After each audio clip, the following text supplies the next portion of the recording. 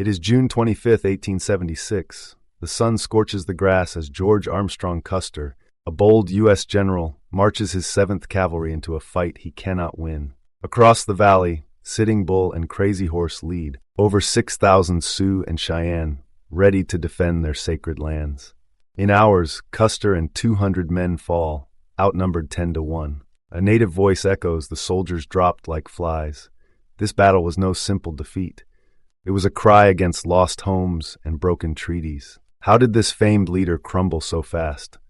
What does this fight show us about a nation's cost for power? The Battle of Little Bighorn, a clash of facts and lessons. The Battle of Little Bighorn, fought on June 25, 1876, where George Armstrong Custer and his 600 soldiers of the 7th Cavalry were surrounded and defeated by 6,000 Sioux and Cheyenne warriors, resulting in 268 U.S. deaths, reveals a story of ambition driving Custer to attack despite warnings, miscalculation, underestimating the enemy's strength, as historian Gregory Mickno notes, with Custer's fatal misjudgment and resistance from native tribes defending their land, giving us a clear view of a nation at a turning point as we sift through records showing 1,500 to 2,000 warriors actively fought back to protect their way of life. Historical context, broken promises, and rising tensions. To grasp what happened at the Battle of Little Bighorn, we need the bigger picture. By the 1870s, the United States was driven by a belief called manifest destiny. This was the idea that American settlers were fated to claim the entire continent from the Atlantic Ocean to the Pacific Ocean. It sounded like a noble goal to some, but for the Native American tribes like the Sioux and Cheyenne, it was not progress. It was an existential threat. Their lands were shrinking fast, their treaties were ignored, their way of life was being torn apart by a nation hungry for expansion. Let's start with manifest destiny. This belief took hold in the early 19th century, but it hit its peak during the 1800s. It pushed settlers westward, claiming land that belonged to Native American tribes for centuries. By 1870, the U.S. population had grown to over 38 million people, according to the census records. Many of these people wanted new opportunities in the West. They saw the vast plains and mountains as empty land waiting to be taken. But it wasn't empty. The Sioux and Cheyenne had lived there for generations, hunting buffalo and raising families. For them, manifest destiny meant losing everything. It meant soldiers, settlers, and broken promises. One of the biggest broken promises was the Fort Laramie Treaty of 1868. This was a deal between the U.S. government and the Sioux Nation. It promised that the Black Hills, a region in what is now South Dakota, would belong to the Sioux forever. The treaty said their ownership would last as long as the grass shall grow and the rivers flow. That sounds like a solid commitment, right? The Black Hills were not just land to the Sioux. They were sacred. The hills were a spiritual center, a place where they prayed and connected with their ancestors. Historian Robert Utley writes that the Black Hills were the heart of the Sioux world. So this treaty mattered deeply. But then came 1874. George Armstrong Custer, a U.S. Army officer, led an expedition into the Black Hills. His team found gold. Word spread fast. By 1875, miners flooded the area. Historical records estimate that over 10,000 prospectors entered the Black Hills within a year. The U.S. government did nothing to stop them, even though the treaty forbade it. Instead, officials tried to buy the land back from the Sioux. The Sioux refused. Why would they sell their sacred land? The government's response was simple. If the Sioux wouldn't sell, they'd take it anyway. This betrayal lit a fuse that led straight to Little Bighorn. Life for the Sioux and Cheyenne wasn't just threatened by miners. The U.S. government wanted all Native Americans on reservations. These were specific areas where tribes were forced to live. The idea was to control them and clear the way for settlers. But the reservations were a nightmare. Federal agents were put in charge of delivering food and supplies. They rarely did their job right. Many agents were corrupt. They stole the goods or sold them for profit. Families went hungry. Historian D. Brown, in his book Bury My Heart at Wounded Knee, describes the situation in stark terms. He says that rations were so small that people starved while agents grew rich. For example, in some cases, the Sioux were promised 1.5 million pounds of beef per year. But records show they often got less than half that amount. This wasn't a mistake, it was theft. No wonder warriors chose to fight. Two leaders stepped up, Sitting Bull and Crazy Horse. Sitting Bull was a Hunkpapa Lakota Sioux leader. He wasn't just a fighter, he was a spiritual guide. He had visions, like one in 1876 where he saw soldiers falling into his camp. That vision gave his people hope. Crazy Horse, an Oglala Lakota war leader, was different. He was a master of battle, known for his courage and quick thinking. Together they rallied thousands. Estimates say their camp at Little Bighorn had 6,000 to 7,000 people, including 1,500 to 2,000 warriors. That's from historian Gregory Michno's research. They weren't going to let their people starve on reservations or lose their sacred hills without a fight. Now, some might say the U.S. government wanted to civilize the Native Americans. They might argue it was about bringing progress, schools, and Christianity. But let's not kid ourselves. This was about land and power. The government didn't care about uplifting the tribes. They wanted gold, grazing land, and control. Robert Utley puts it plainly. The Indian policy was driven by economic greed, not charity.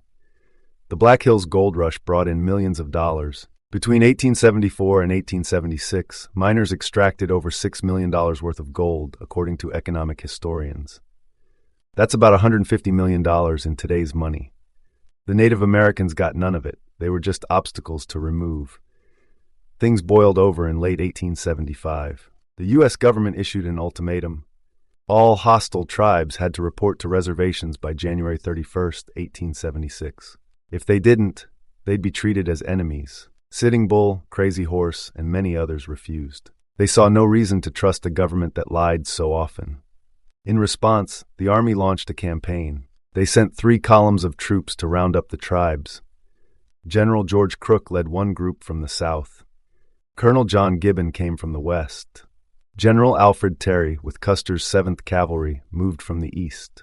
Together they had about 2,500 soldiers, based on military reports. Their goal was to force the Sioux and Cheyenne into submission. The Native Americans weren't just fighting for land, they were fighting for their culture. The Black Hills weren't a resource to exploit, they were a lifeline. Losing them meant losing their identity. Sitting Bull once said, "The white man knows how to make everything, but he does not know how to distribute it." He was talking about the greed and corruption he saw. His words hit hard because they were true. The U.S. had the power to build a nation, but it couldn't or wouldn't keep its word. The media made things worse. Newspapers in the 1870s painted the Sioux and Cheyenne as savages. Stories called them threats to civilization. Historian James Welch says this wasn't accidental. He writes, "The press turned public opinion against the tribes, making war seem necessary. Headlines screamed about Indian uprisings, while ignoring the broken treaties and stolen supplies. This propaganda gave the government a green light to send troops. So by June 1876, the stage was set. The U.S. had spent years breaking promises and pushing the Sioux and Cheyenne to the edge. The tribes had gathered in one of the largest camps ever seen on the plains. They were ready to defend their lives and their future. The Battle of Little Bighorn wasn't a random clash. It was the result of greed, betrayal, and a collision between two worlds. Understanding this history shows why the fight happened and why it still echoes today. Hero or hubris? From 4 to 7 in this video, we are going to dive deep into the life of George Armstrong Custer.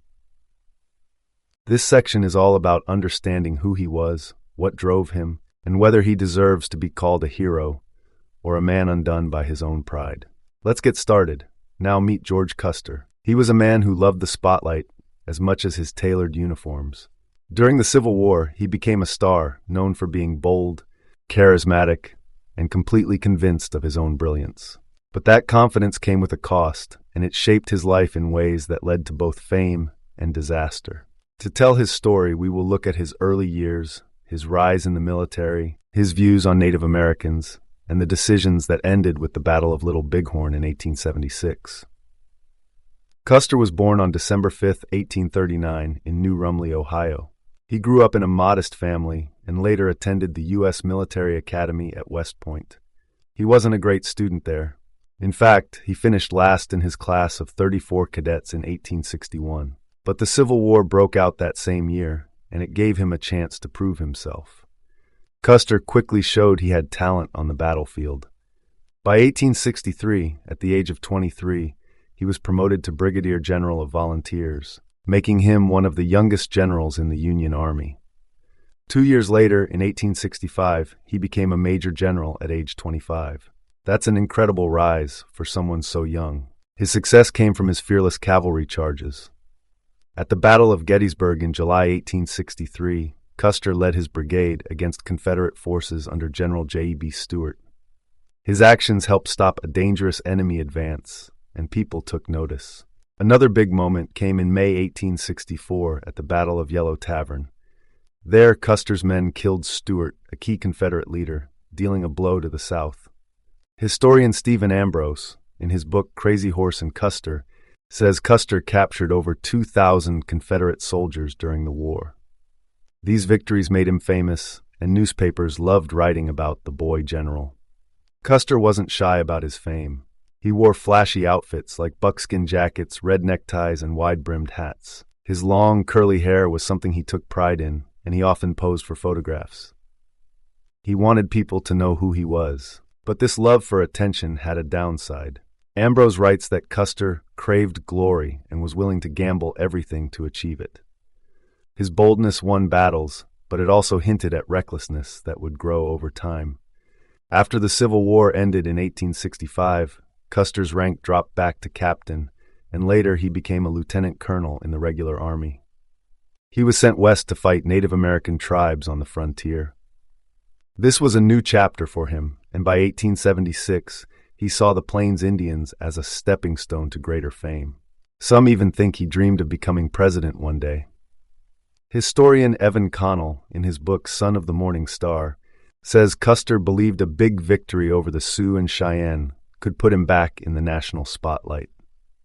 He had been out of favor with some leaders, including President Ulysses S. Grant after testifying about corruption in 1876. A win could change all that. Custer's views on Native Americans were harsh. He saw them as obstacles to America's growth. In his book My Life on the Plains, published in 1874, he wrote that the tribes needed to be controlled so settlers and railroads could move west. He didn't respect their way of life. One quote often tied to Custer is brutal: "The only good Indians I ever saw were dead." Some historians, like Connell, debate if he really said it, but his actions backed up the attitude. For example, in November 1868, at the Battle of Washita, Custer attacked a Cheyenne village. His troops killed around 100 people, including women and children. That victory kept him in the public eye, but it also showed his willingness to use extreme force. By June 1876, Custer was leading the 7th Cavalry toward the Little Bighorn River in Montana. He was part of a campaign to force the Sioux and Cheyenne onto reservations. He had about 600 men under his command. On June 25th, he found a massive Native American camp. Historians like Gregory Mickno estimate there were 1,500 to 2,000 warriors waiting there, led by chiefs like Sitting Bull and Crazy Horse. Custer's scouts warned him about the size of the enemy. One scout, Mitch Boyer, told him, "General, this is the largest village I have ever heard of in 30 years. Another scout, Bloody Knife, urged caution. But Custer didn't listen. He thought the tribes would run, not fight. He split his 600 men into 3 groups, leaving himself with just 210 soldiers in his direct command. That decision was a disaster. Custer underestimated the native warriors' strength and determination. They didn't flee. Instead, they fought back hard. By the end of the battle, Custer and all 210 men with him were dead. The fight lasted less than an hour, according to some accounts. Historian Robert Utley, in Cavalier and Buckskin, says Custer's overconfidence and misjudgment were to blame. He ignored the numbers and the warnings. If he had waited for reinforcements, like the 400 men under Major Marcus Reno, or the troops with Captain Frederick Benteen, the outcome might have been different. Instead, his arrogance led to one of the worst defeats in U.S. military history. So was Custer a villain? Not entirely. He was a product of his time. Back then, The U.S. government and many Americans supported aggressive policies against native tribes. Soldiers like Custer were praised for taking bold action. In 1867, General Philip Sheridan, Custer's boss, called him the best cavalry officer in the world after early frontier campaigns. Custer was doing what his country asked of him. But his personal flaws made things worse. His need for fame pushed him to take risks that others wouldn't. His men had mixed feelings about him. Some admired his courage, but others, like Benteen, disliked his attitude. Benteen later said Custer's recklessness cost them everything at Little Bighorn. Imagine if Custer had respected his enemy's strength. What if he had listened to his scouts and kept his forces together? History might have turned out differently. He could have retreated or won a smaller victory. Instead, as historian James Donovan writes in A Terrible Glory, Custer's defeat became a lesson in the dangers of unchecked pride. His earlier successes, like capturing thousands in the Civil War or winning at Washita, showed his skill. But at Little Bighorn, his confidence blinded him to reality. Custer's story is complicated. He was a hero to some, a symbol of bravery and action. To others, he was a man whose ego led to ruin. By 1876, at age 36, his life ended on a hill in Montana, surrounded by the bodies of his men. Over 260 soldiers died with him that day. The native warriors won a huge victory, but it came at a cost for them too, as the U.S. Army struck back harder in the years that followed. Custer's name lives on, tied to both glory and failure, a reminder of what happens when ambition outruns caution. On June 17, 1876, General George Crook led a force of about 1,000 soldiers into battle against the Sioux and Cheyenne at the Rosebud, a river in Montana Territory. His troops included 262 Crow and Shoshone scouts, making his total strength around 1,300 men. The Native American warriors, led by the skilled leader Crazy Horse, numbered around 1,000, according to historian Gregory Micknow in his book Lakota Noon. The fighting lasted 6 hours. Crook's men fired over 25,000 rounds of ammunition, but they could not break the tribe's defense. The native warriors used the hills and ridges to hide and attack, forcing Crook to retreat. His losses were heavy, 28 soldiers dead and 56 wounded. The tribes, on the other hand, lost fewer than 20 men, a clear sign of their strength. This battle was a big setback for the U.S. Army's plan, but Custer never heard about it. Communication was slow in the vast Montana wilderness. Scouts and messengers could take days to travel between the Army's groups, so Custer and General Alfred Terry kept moving forward, thinking Crook was still in the fight. Custer marched toward the Little Bighorn River with about 600 men in his 7th Cavalry. He relied on old reports from Indian agents and scouts, which said the Sioux and Cheyenne had maybe 1,500 warriors at most. That number was wrong, badly wrong. Historians like Robert Utley, in The Lance and the Shield, estimate the camp along the Little Bighorn had over 6,000 people. This included women, children, and elders, but also 1,500 to 2,000 warriors ready to fight. Some Cheyenne oral histories, recorded by Thomas Marquise, suggest the number of fighting men could have reached 2,500. This meant Custer's force was outnumbered at least 3 to 1, maybe even 4 to 1. Worse, many of these warriors had modern weapons. They carried Henry repeating rifles and Winchester rifles, which could fire 12 to 15 shots without reloading. Custer's soldiers had Springfield carbines, single-shot guns that took time to reload after every shot. In the 1980s and 1990s, archaeologists dug up over 5,000 cartridge cases at the Little Bighorn battlefield. A large number came from the tribe's repeating rifles, proving they had more firepower than the Army expected. Custer did not know any of this as he approached the river on June 25, 1876. He split his 600 men into 3 groups. He took 210 soldiers with him to attack the village directly, leaving 390 others in 2 separate units, under Major Marcus Reno and Captain Frederick Benteen. His plan was bold based on his past victories. In 1868, at the Battle of Washita, he had attacked a Cheyenne village with 700 soldiers, and won easily, killing over 100 people and scattering the rest. He thought the same would happen here. His scouts warned him otherwise. Mitch Boyer, a mixed-blood Sioux scout, told Custer, "General, I have been with these Indians for 30 years, and this is the largest village I have ever heard of." Bloody Knife, an Arikara scout, pointed to the huge camp and said it was too big to fight. Custer ignored them. He believed the tribes would run when they saw his cavalry, just like before. He was wrong. Custer gave clear orders to his officers. He told Major Marcus Reno to take 140 men and attack the southern end of the camp.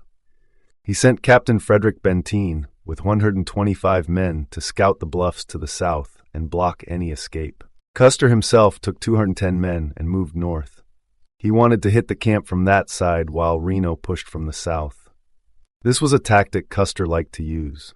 He had done it before, like in 1868 at the Battle of Washita, where splitting his men worked well against a smaller village. But this time things were different. The camp at Little Bighorn was huge. Historians estimate it had 6,000 to 7,000 people living there. Out of those, about 1,500 to 2,000 were warriors ready to fight. Custer's scouts saw this. One of them, a man named Mitch Boyer, told Custer the truth. Boyer said he had lived with these tribes for 30 years and had never seen a village this big. Another scout, Bloody Knife, agreed and warned Custer too. But Custer did not listen. He thought the tribes would run away when they saw his soldiers coming. Around 3 p.m., Major Reno started his attack from the south. He led his 140 men down into the valley. He thought he would face maybe 200 or 300 warriors. He was wrong. Over 500 Sioux and Cheyenne fighters came out to meet him. Many of them had repeating rifles, which could shoot faster than the soldiers' single-shot Springfield carbines. Reno's men fought hard. Studies of the battlefield show they fired about 1,800 bullets in just 20 minutes. But it was not enough. The warriors pushed back with incredible force. Reno saw he could not win. He told his men to retreat to the bluffs across the river. The retreat was a mess. Warriors chased them and kept shooting. When it was over, 40 of Reno's men were dead and 13 more were hurt. Almost half his group was gone. Meanwhile, Custer was moving north with his 210 men. He had no idea Reno had already lost and pulled back. This left Custer's group alone, with no help coming from the south. Custer kept going along the ridge. Then he saw how big the camp really was. It stretched for 3 whole miles along the river. There were over 1,000 lodges, each one a sign of how many people were there. Custer realized he needed help. He sent a messenger to find Captain Benteen. The note said, "Come quick, bring packs." He wanted Benteen to hurry with extra ammunition. But Benteen was too far away, and time was running out. By 4 p.m., the warriors noticed Custer's group. Hundreds of them started moving toward him. One of their leaders was Crazy Horse, a famous Oglala Lakota warrior. Crazy Horse was brave and smart. Sioux warriors who were there said he led between 500 and 1,000 fighters. They moved fast and circled around Custer's men. This cut off any chance for Custer to escape. The warriors came from the south, where they had just beaten Reno, and from other parts of the camp too. Now Custer faced an army of 1,500 to 2,000 fighters, all closing in on his 210 soldiers. Custer and his men ended up on a hill.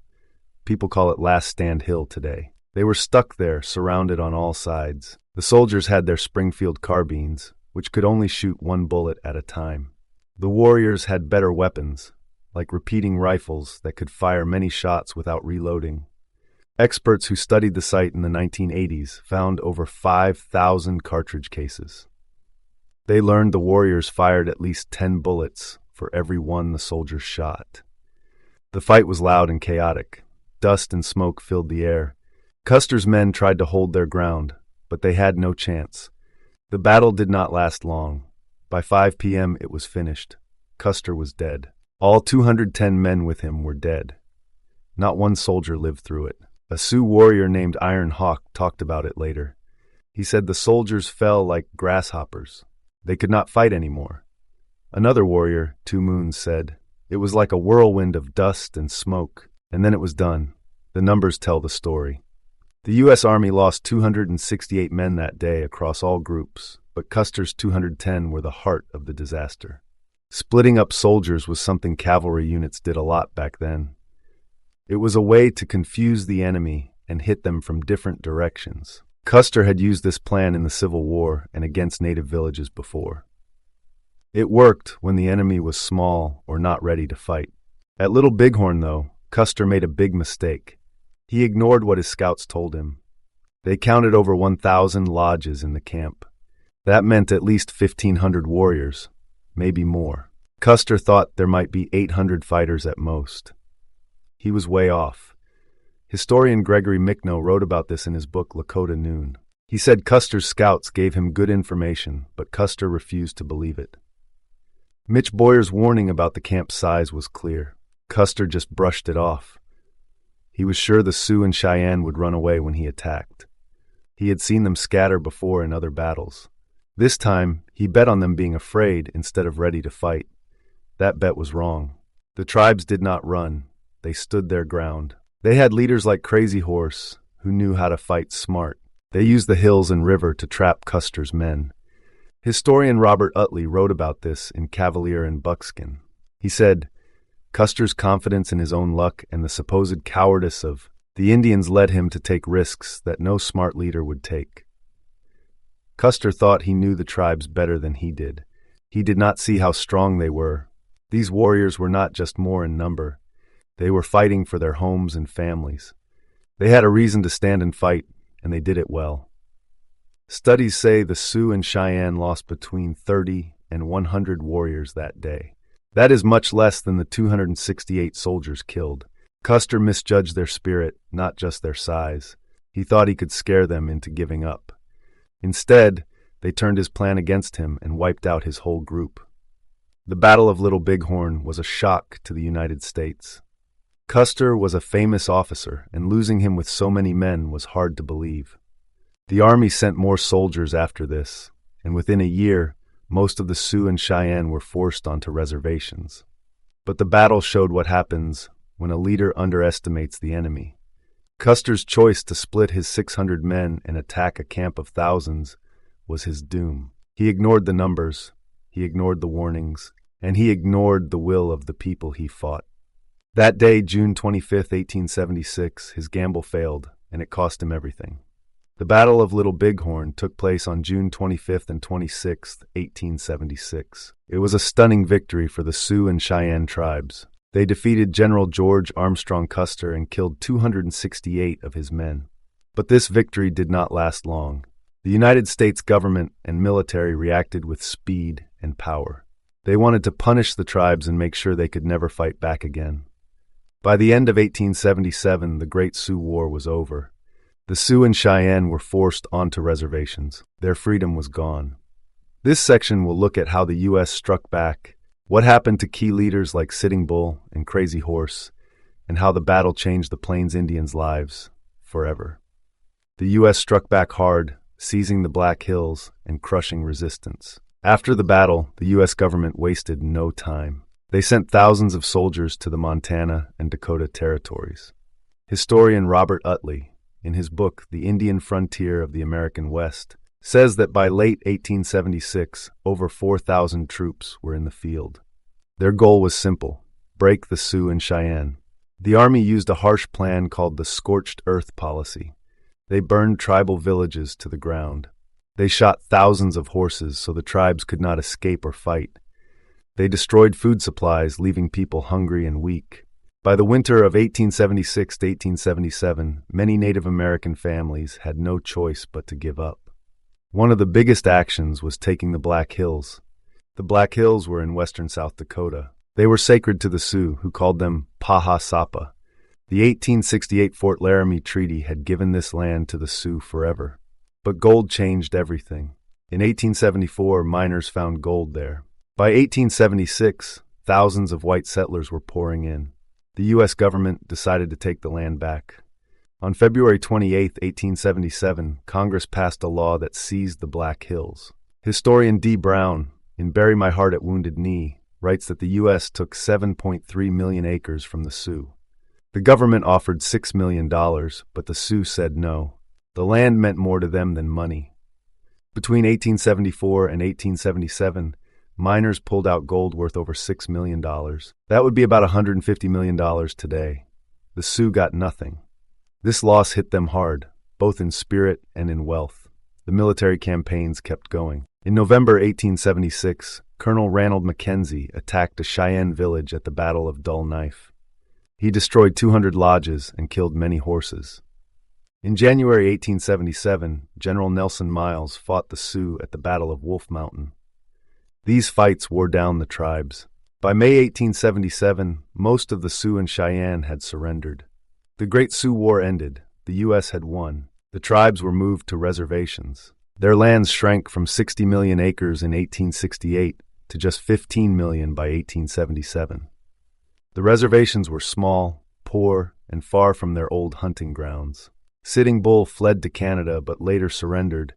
Crazy Horse was killed in custody. The leaders who won at Little Bighorn faced tough times after the battle. Sitting Bull was a spiritual leader of the Sioux.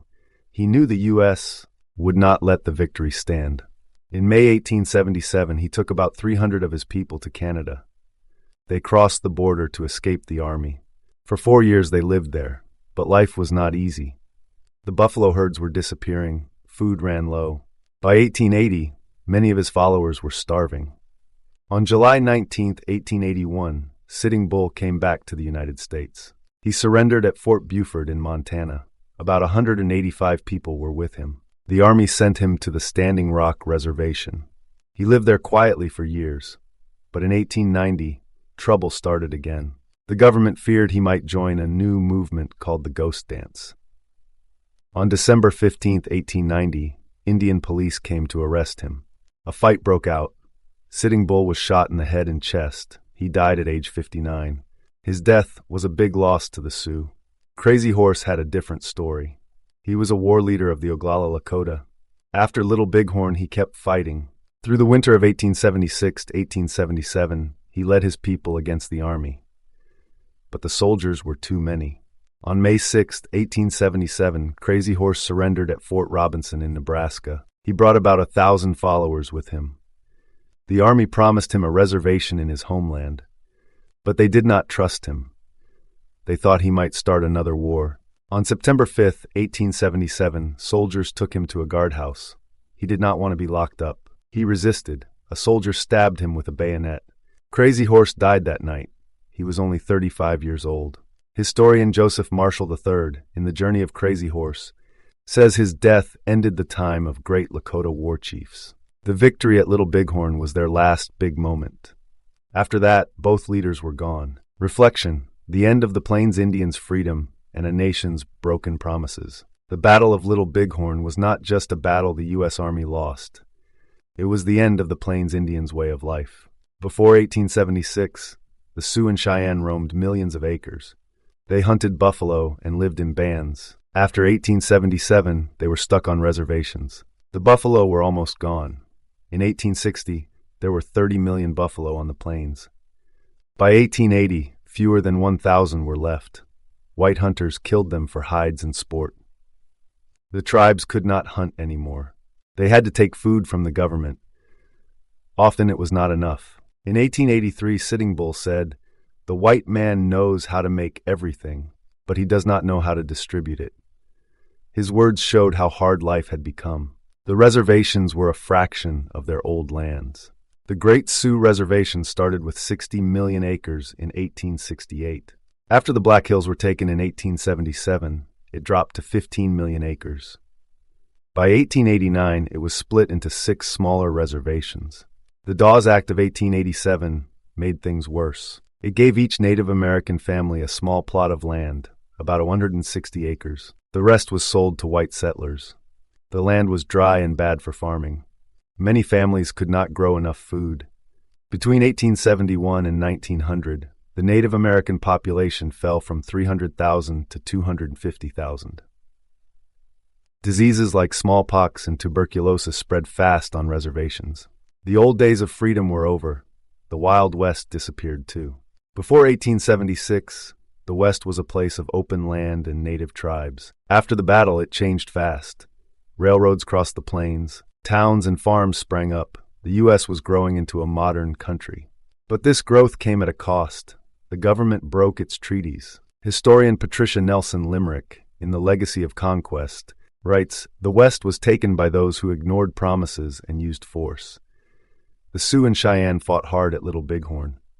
They won that day, but they could not stop what came next. The U.S. pushed forward with its plans. The tribes paid the price. Today, people see the battle in two ways. For many Americans, Custer is a hero. Books and movies from the 1900s show him as a brave soldier who died fighting. But for Native Americans, Little Bighorn is about resistance. It shows their strength against a government that took everything. In 1991, the U.S. Congress renamed the site from Custer Battlefield to Little Bighorn Battlefield National Monument. This change gave more respect to the Native American story. The battle's legacy is clear. The U.S. gained land and power, but it destroyed a people's way of life. Sitting Bull once asked, "What treaty that the whites have kept has the red man broken?" Not one. His question makes us think about the true cost of building a nation. The Battle of Little Bighorn lingers as a clash of wills and worlds. Custer's fall grabs the headlines, but I'm struck by the native resilience, by Sitting Bull and Crazy Horse, who fought not just for land, but for a way of life I deeply admire. Their stand was a testament to courage against overwhelming odds, a defiance that echoes beyond the battlefield. So here's a question to ponder. How do we reconcile celebrating their unyielding spirit with the sobering reality of what winning the West unleashed, a legacy of loss that reshaped cultures and continents?